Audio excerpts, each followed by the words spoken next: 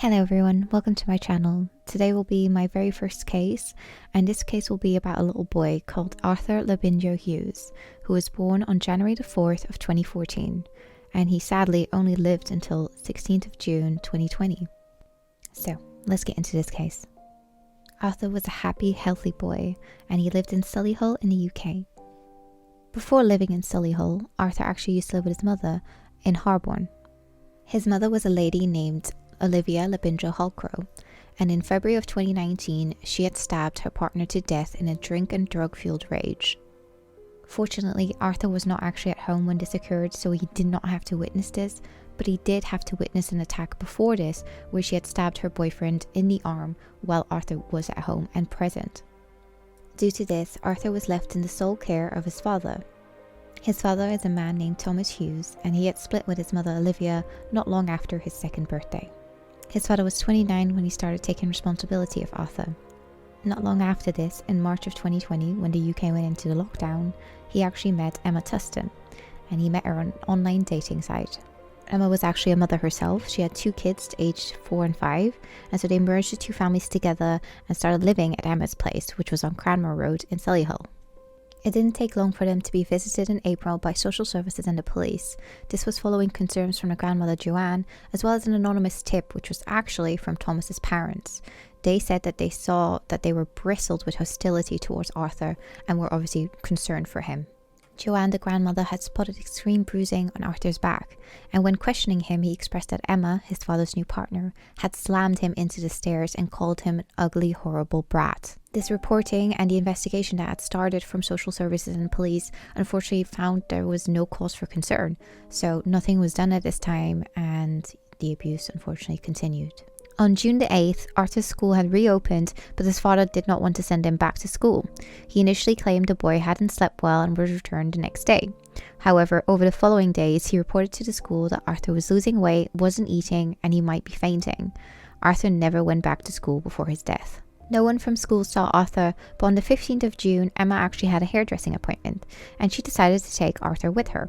Emma's hairdresser, a lady called Catherine Milhenge, actually said that Arthur was told to face the door and not move at all during the 6-hour session she was there for.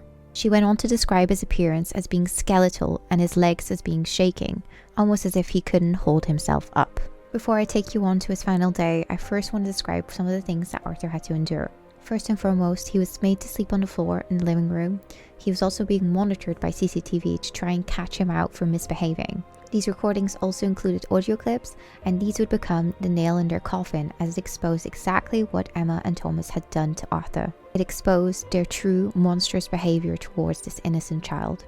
Some of the emotional and psychological torture that Arthur had to endure was in the form of being deprived of attention. He was mostly alone and by himself, and his treasured possessions such as his favourite blanket and teddy bear, as well as his beloved Birmingham City football shirts, were being torn up and destroyed before his eyes as a form of punishment. He would be forced to stand in a hallway facing the door for up to 14 hours a day during the lockdown. Arthur would eventually grow weak and struggle to stand, and would only be punished for longer if he tried to sit down or move around in the hallway. He was simply trying to ease some of his pain. Alongside this, he was just regularly beaten as well, and he was force-fed food that was laced with a lot of salt. He was also denied food as well as drinks. One of the things that really hurt my heart was hearing how, his father would share and enjoy treats and chocolates with Emma and her two children, while they refused to give Arthur any of these.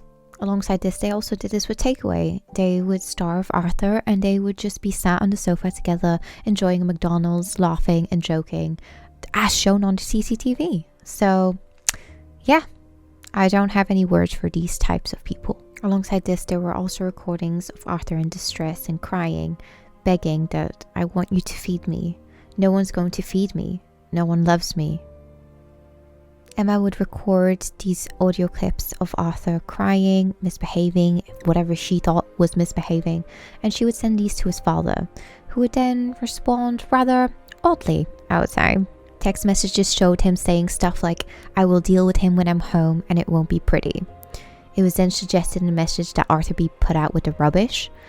Emma was describing Arthur as being malicious, cruel, and just generally awful to his father, and his father was encouraging her to harm his son. He stated, "Just end him." Now let's move on to the 16th of June 2020. This was the day after Emma's initial hairdressing appointment where she had taken Arthur with her. This appointment continued at Catherine Milhench's house. Catherine and her partner Tobias said that basically Emma and Thomas took turns shouting at Arthur, and it was sort of like a game of tennis. Tobias stated that Arthur looked petrified and he had actually managed to sneak him a glass of water for him to drink. After this hairdressing appointment, they all returned home. At around 1 p.m, Thomas, Arthur's dad, went out, leaving Emma alone with Arthur. At around 2:29 p.m, Emma violently shook Arthur, banging his head on a hard surface.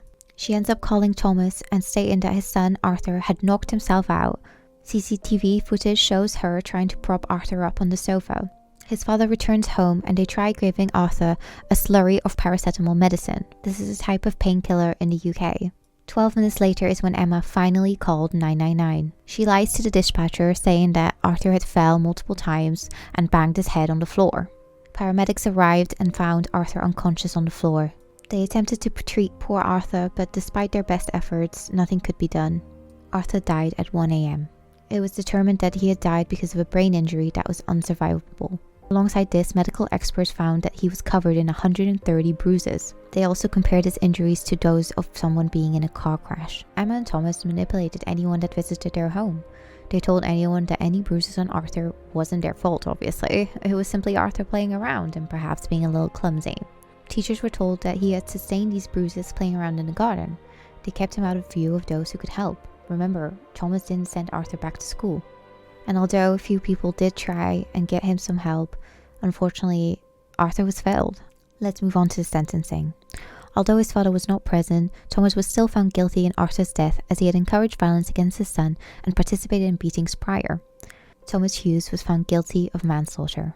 Emma Tustin, however, was found guilty of murder. She was described as being manipulative and calculating. May Arthur rest in peace. As for his mother, Olivia, she described Arthur as being the lie of her life. She said that he wasn't just my only child, he was my best friend.